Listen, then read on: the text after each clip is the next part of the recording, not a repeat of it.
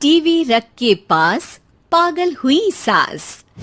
आजकल वर्मा जी की पत्नी देवकी जी केबल पर रियलिटी शोज देख देख कर बहुत कुछ सीख रही हैं।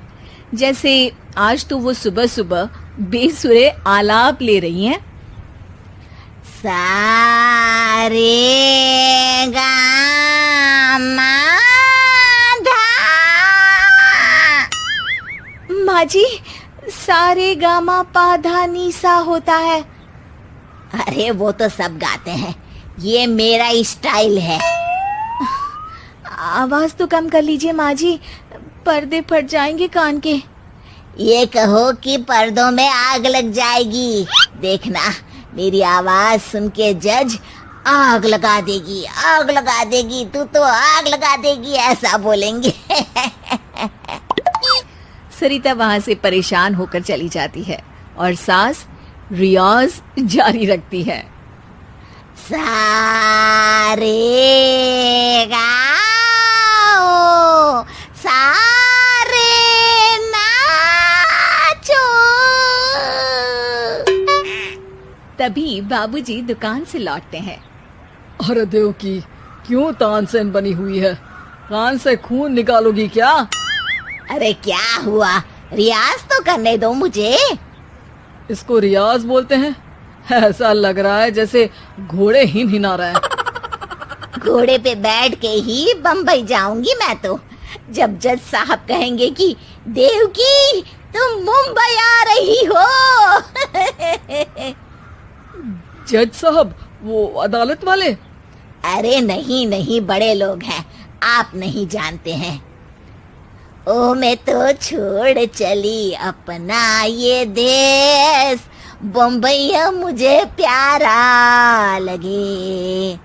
गाना गाती हुई देवकी चली जाती है और बाबूजी अपनी सरफिरी पत्नी के इस संगीत प्रेम की चर्चा करने बहू के पास चले जाते हैं।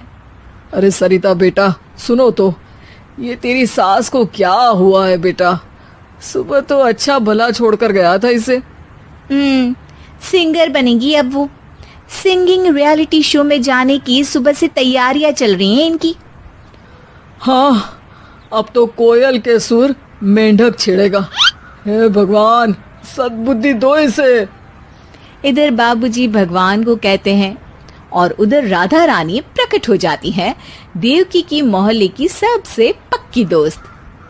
क्यों री देवकी, काहे इतना गला फाड़ रही है? कोई चीखने चिल्लाने का कंपटीशन है क्या?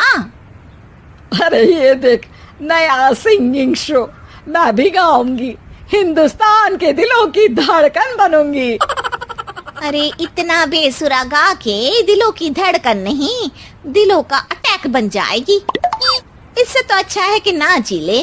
वैसे भी दिन भर मोहल्ले में नाचती तो रहती है तू, कभी इसके घर कभी उसके घर।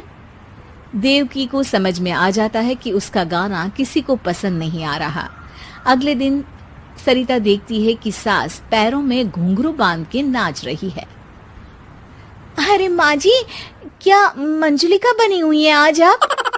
अरे नाचने दे बहू, जब तक है जान जाने जहां मैं नाचूंगी। अरे माँ जी, अभी जान निकल जाएगी इतनी जोर से नाचेंगी तो। अरे अरे, क्या कर रही हो? अरे दिख नहीं रहा, डांस कर रही हूँ।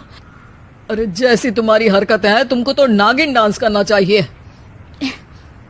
वो भी करूंगी, भांगड़ा भी करूंगी। देखना, जज मुझे देख के स्टैंडिंग ओवेशन देंगे। हाँ, स्टैंडिंग ओवेशन तो देंगे ही, ताकि खड़े होकर वहां से भाग सके तुम्हारा डांस देखकर। अरे कुछ ढंग की चीज करो, ये रोज क्या नया शुरू कर देती हो? सास को लगता है कि उसका डांस का सीन भी बिगड़ गया। अब वो टीवी देख के कोई और कलाकारी ढूंढने लगती है। तभी उसे टीवी पर खतरों के खतरनाक खिलाड़ी शो दिखता है, जिसमें लोग अलग अलग स्टंट करते हैं। बस देवकी को नया काम मिल जाता है। अगले दिन सुबह देवकी डंबल लेकर कसरत करने लगती है। माँ जी, ये क्या कर रहे हैं आप? अरे खली जैसे बनकर खलबली मचा दूंगी। कल मैंने खतरों के खतरनाक खिलाड़ी देखा और सोच लिया कि मुझे वही जाना है। हाँ बस। तभी वहाँ बाबूजी भी आ जाते हैं। अरे इतना भारी डंबल, अरे गिर मत जाना कहीं लेकर। अरे चुप करो, तुमसे कुछ नहीं होता इसका मतलब ऐसा नहीं कि मुझसे भी कुछ नहीं होगा। मैं तो खतरों के खतरनाक खिलाड़ी में जाने वाली हूँ। हाँ, मैं तो इस शो में तभी गया था जब तुमसे शादी हुई थी। तुमसे शादी करना भी खतरों के खतरनाक खिलाड़ी में जाने से कम थोड़ी ना। अब चुप भी रहिए। अरे बहू, वो भारी वाला डंबल उठा कर ला तो। अरे ना माँ जी, आप संभाल नहीं पाओगी। अरे मैंने टीवी में देखा था, एक आदमी कार उठा लेता है, इतना तो मैं उठा ही सकती हूँ ना। बहू घबराते हुए भारी वाले डंबल माँ के हाथ में दे देती है। जैसे ही माँ दोनों हाथ ऊपर करती है, पूरे शरीर का बैलेंस बिगड़ जाता है और वो पीछे की तरफ गिर जाती है। डंबल जाकर टीवी में लगता है और टीवी फूट जाती है। माँ जी, उठिए माँ जी। बाबूजी बहुत तेज हंसने लगते हैं।